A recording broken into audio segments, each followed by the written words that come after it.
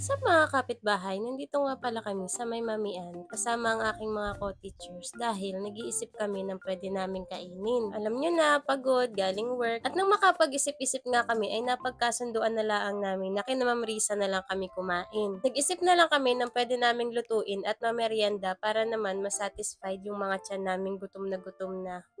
At ito nga ang aming napagkasunduan na kainin, pansit kanto na lang, tapos juice na lang, tapos tinapay. At habang nagpapakulo na nga kami ng tubig para maluto na yung kanton, ay nagbuklat muna ako din. Huy, napakakapal ng muka, bakit ka nagbubuklat diyan? At nang kumulo na nga, ay dinilagay na lang ang aring pansit kanton din lahat para maluto na. At habang nagluluto, ay andin yung aking ibang mga co-teachers, ayan, nagmamaritesan.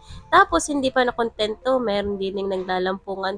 Bakit naglalampungan ng term? Wag gayon. Kaya lumayas din yan sa aking harapan at baka kay mabanlian ko ng sabaw ng kanton. At hindi naman nagpatalo aring si Ma'am Rona at gumiling-giling din niya sa harapan ng camera. Uy!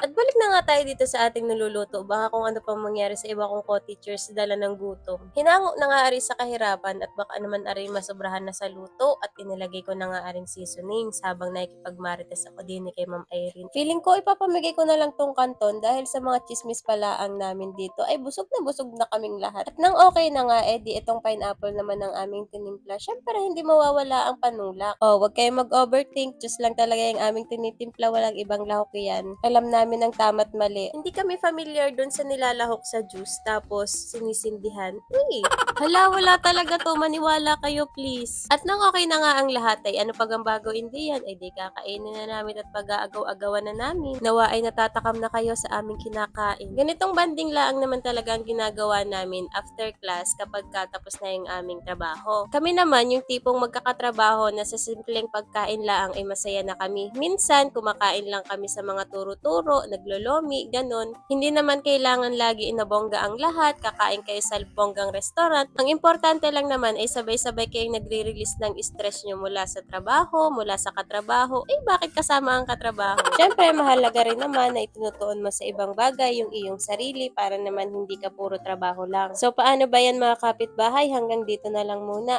Kayo ay magluto na rin diyan ng pansit canton at nang kayo makapagmerienda. At ang isa kong co-teacher din ay uwing-uwi na at siya daw ay hinahanap na ng kanyang pamilya. Huwag nyo lang kalilimutan mag-follow, like, and share ng aking video. See you on my next vlog!